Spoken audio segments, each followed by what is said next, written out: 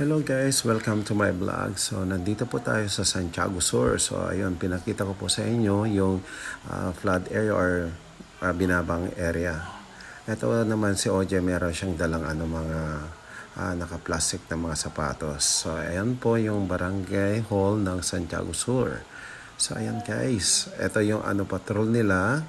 So nakantabay po para sa rescue kung merong i-rescue ng barangay officials diyan. And then ayan po, naglalakad po kami guys. So ayan na naman ulit guys, pinapakita ko yung nabang area or the lowland na na binabaha talaga guys. So ayan, bahayang area talaga yung mababa yung loting yan po.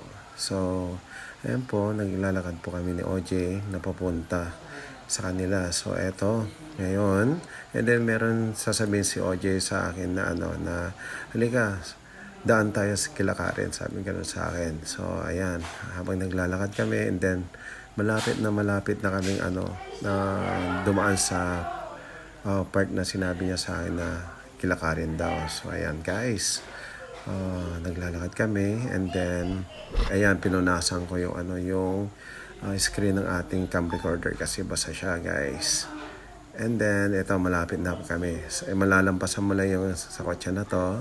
So ayan na, malapit na tayong dumaan sa way na pupuntang Kilakarin. Ayan po, ito po yung yung daanan na sinasabi niya sa akin guys. So ayan, let's go, sabing gano'n sa akin.